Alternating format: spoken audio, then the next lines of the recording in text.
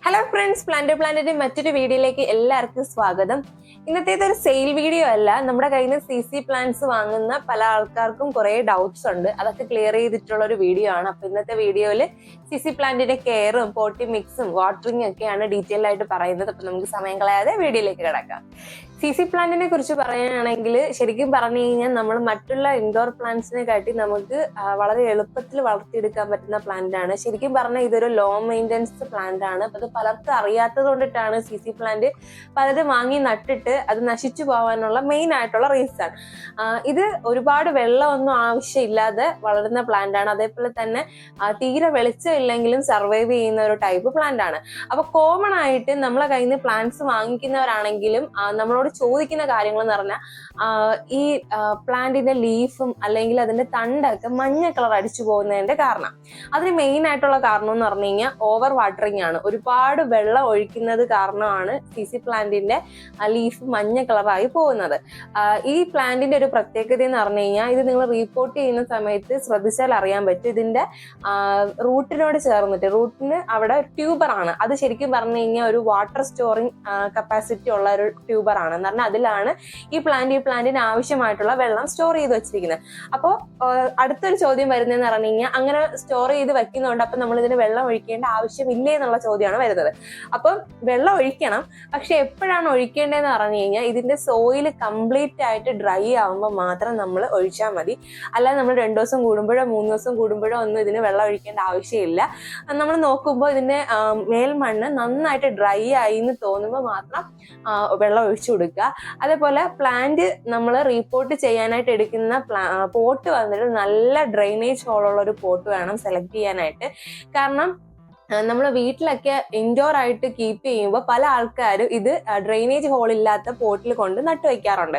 എന്നിട്ട് എന്ത് സംഭവിക്കുന്ന പറഞ്ഞാൽ നമ്മൾ ഒഴിക്കുന്ന വെള്ളം നമ്മൾ മെയിൻലി ഇൻഡോർ ആയിട്ട് വെക്കുമ്പോഴത്തേക്ക് വെള്ളം നീരാവിയായി പോവാൻ ഒരുപാട് സമയം എടുക്കും. നമ്മൾ പുറത്തെ ക്ലൈമറ്റ്, വീടിനുള്ളിൽ അകത്ത് ഒരു ചൂടും ഒക്കെ വെച്ച് നോക്കുമ്പോൾ അകത്ത് പൊതുവെ വെള്ളം നീരാവിയായിട്ട് പോവാൻ സമയമെടുക്കും. അപ്പൊ ഈ വെള്ളം ചെടിച്ചട്ടിയിൽ കെട്ടി നിന്ന് കഴിഞ്ഞാൽ ഈ ട്യൂബേഴ്സും അതേപോലെ അതിന്റെ റൂട്ടൊക്കെ ചീഞ്ഞു പോകാനുള്ള സാധ്യതയുണ്ട്.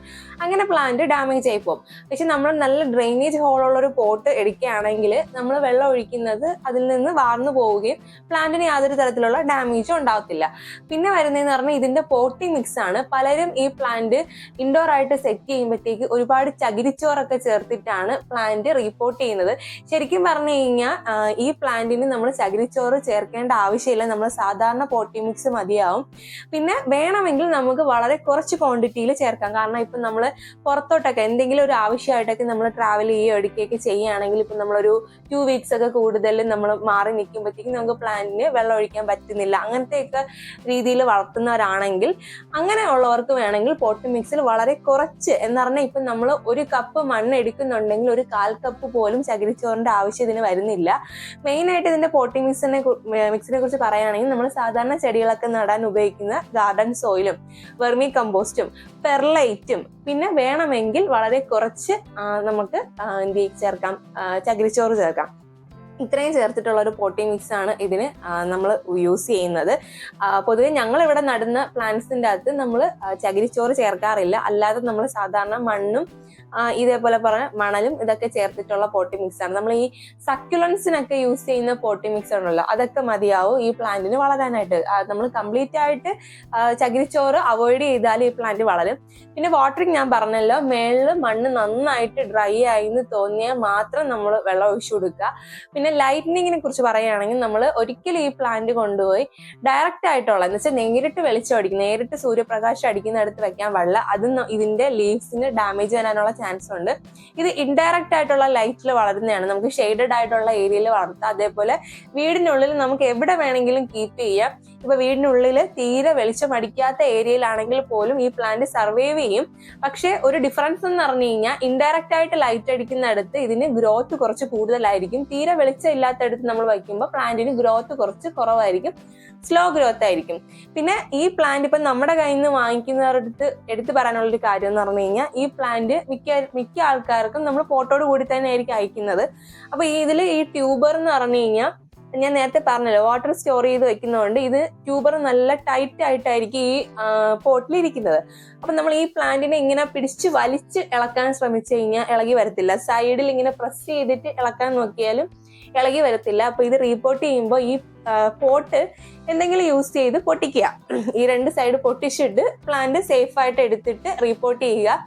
പിന്നെ പലരും റീപോർട്ട് ചെയ്യുന്നത് നമ്മൾ കണ്ടിട്ടുള്ളതെന്ന് പറഞ്ഞു കഴിഞ്ഞാൽ ഇതിന്റെ ഈ സ്റ്റെമ്മിന്റെ മുകളിലോട്ടൊക്കെ മണ്ണ് ഫില്ല് ചെയ്ത് വെക്കുന്നത് കണ്ടിട്ടുണ്ട്. അതിന്റെ ആവശ്യമില്ല. ശരിക്കും പറഞ്ഞു കഴിഞ്ഞാൽ നമ്മളിതാ ഈ ഒരു ലെവൽ ഇതിൽ നോക്കിയാൽ, ഈ പോട്ടിൽ നോക്കിയാൽ എങ്ങനെയാണോ പ്ലാന്റ് ഇരിക്കുന്നത് അതേപോലെ നമുക്ക് റിപ്പോർട്ട് ചെയ്താൽ മതിയാവും. ഇതിൽ നോക്കുകയാണെങ്കിൽ നിങ്ങൾക്ക് ഇതിൽ നോക്കുമ്പോൾ കാണാനായിട്ട് പറ്റും. ഈ ഒരു ലെവൽ, ഈ സ്റ്റെമ്മിന്റെ ഒരുപാട് മുകളിലോട്ട് നിങ്ങൾ മണ്ണിടേണ്ട ആവശ്യമില്ല. ഈ ഒരു ലെവലിൽ മണ്ണിട്ട് കൊടുത്താൽ മതിയാവും.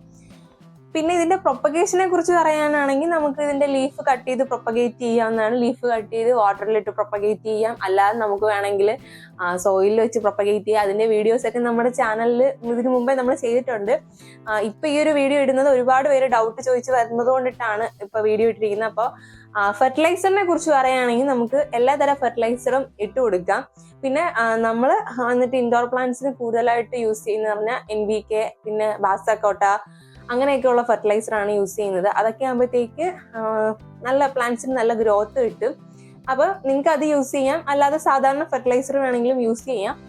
പക്ഷെ ഫെർട്ടിലൈസർ ഇടുമ്പോൾ എപ്പോഴും ശ്രദ്ധിക്കേണ്ട കാര്യം എന്ന് പറഞ്ഞാൽ എല്ലാവരും കൊണ്ട് ചെടിയുടെ ചുവട്ടിൽ ഇട്ട് കൊടുക്കും. അങ്ങനെ ചെയ്യണ്ട. നമ്മൾ പോട്ടിന്റെ സൈഡിൽ മണ്ണ് ചെറുതായിട്ടൊന്ന് ഇളക്കിയിട്ട് അതിന് ചുറ്റിനും നമ്മൾ ഫെർട്ടിലൈസ് ചെയ്ത് കൊടുത്താൽ മതി. മാസത്തിൽ 1-2 പ്രാവശ്യം, അതിൽ കൂടുതൽ ആവശ്യമില്ല. പിന്നെ ഇത്രയൊക്കെയാണ് CC പ്ലാന്റിനെ കുറിച്ച് പറയാനുള്ളത്. അപ്പൊ ഇതിന്റെ ഒരു സെയിൽ വീഡിയോ നമ്മുടെ ചാനലിൽ ഓൾറെഡി അപ്ലോഡ് ചെയ്തിട്ടുണ്ട്. അപ്പൊ ഇതിൽ കാണിച്ചിരിക്കുന്ന ഏതെങ്കിലും പ്ലാന്റ്സ് നിങ്ങൾക്ക് വാങ്ങിക്കാൻ ആവശ്യമുണ്ടെങ്കിൽ നമ്മൾ ആ വീഡിയോ കണ്ടിട്ട് നിങ്ങൾക്ക് ഓർഡർ പ്ലേസ് ചെയ്യാവുന്നതാണ്. അപ്പൊ ഇന്നത്തെ ഈ വീഡിയോ നിങ്ങൾക്ക് എല്ലാവർക്കും യൂസ്ഫുൾ ആയി എന്ന് വിശ്വസിക്കുന്നു. അപ്പൊ ഞാനിതിൽ പറഞ്ഞത് കൂടാതെ ഏതെങ്കിലും നല്ല ടിപ്സ് നിങ്ങൾക്ക് അറിയാമെങ്കിൽ താഴെ കമന്റ് ആയിട്ട് കൊടുക്കാവുന്നതാണ്. അപ്പൊ പുതിയൊരു വീഡിയോയിൽ കാണാം. അതുവരേക്കും ബൈ.